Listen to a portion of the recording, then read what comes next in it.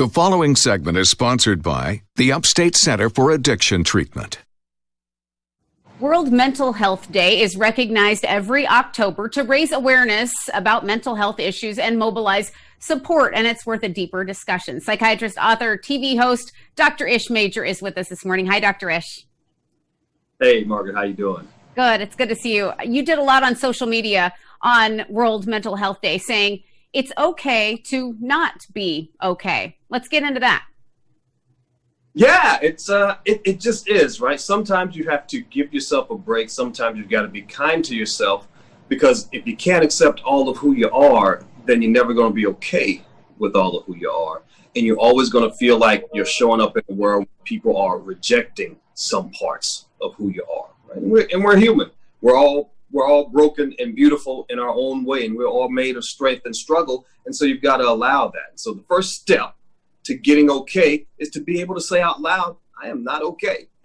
And then allowing somebody to come in and help take care of you. Yeah, you couldn't be okay all the time. It wouldn't be human. We like to think that the stigma surrounding mental illness is diminishing all the time, but still people are hesitant to get help in many situations. What makes it so hard?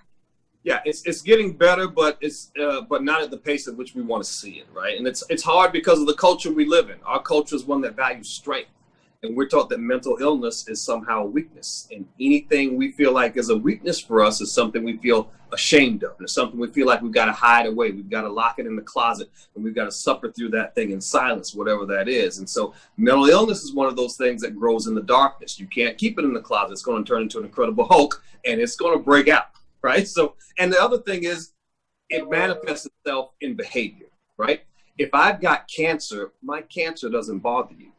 If I've got high blood pressure, my high blood pressure doesn't bother you. But if I'm manic and I'm talking at you 100 miles an hour at a volume on 10, then that aggravates you and you think I should be able to control it. So that's a big part of it too. We know that there are some people who just won't admit that they need help for whatever reason, but their friends and their loved ones might be seeing the red flags.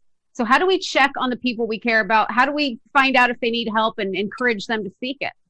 Yeah, this one's important, right? So you can't have empathy and compassion without vulnerability. And most of us just aren't comfortable with that vulnerability, not comfortable with yours, and certainly not comfortable with our own, right? So you've got to be willing to pause and ask somebody how they're doing and really look and listen to their answer, right? Think about this, Margaret. 1 out of every 4 young people, that is 18 to 24 years old, in the last 2 months have had a suicidal thought.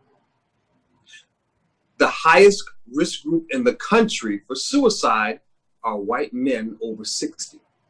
So if you know a young person, chances are anybody watching this does, if you know a white guy over 60, this is a really good week to send them a text, pick up the phone, and ask them how they're doing. And then don't rush them through the answer, right? Compassion is being able to sit with somebody in their darkness and you don't feel compelled to turn the lights on.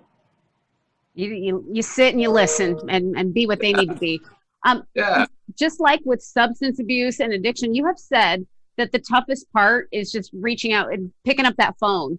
But what happens after that call is made? A lot of times they're just extraordinary life-changing things can happen after that. They really can, right? You can't heal what you're scared to reveal, and mental illness is no different, right? This is something that people get really, really good at hiding. So becoming aware of your issues is actually the first step towards fixing those issues, right? And again, cut yourself some slack. It's a human thing. We've all got something we're pretending not to know about ourselves. I don't care who you are, where you live, right? The minute you're able to say that thing out loud is the minute you're able to take some control over it, and you don't feel like you have to be ashamed of it anymore. Well, the success stories, people coming out on the other side, it happens all the time at the Upstate Center-for-Addiction-Treatment. So tell us about what's going on there and what you're doing. Yeah, well, we're busy, all right? So it's opiate addiction, which is on the rise in South Carolina for sure.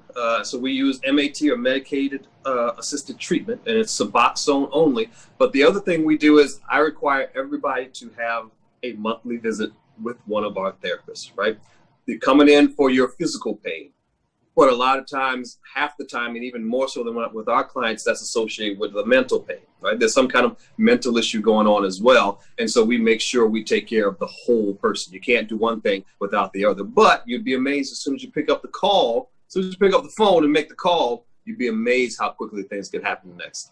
Yep. You hear the success stories all the time, and I know that's a big part of what you love about what you do. The Upstate Center for Addiction Treatment is located South Pine Street in Spartanburg, also that location in Anderson. People can schedule an appointment by calling 864-651-8116. Dr. Ish, anything else on your mind before we let you go? Yeah, I think it's just really important to understand that it's okay to ask for help. You know, a lot of us fall into one or two categories. We're not okay asking, or we're not okay receiving. And you've got to give yourself a break on both ends of the spectrum. It's okay to have somebody come in and put their arm around you and ask you, what can I do to help you out today? Wonderful. Thanks, Dr. Ish. Upstate Center for Addiction Treatment. Always a pleasure to talk to you. Always a pleasure, Margaret.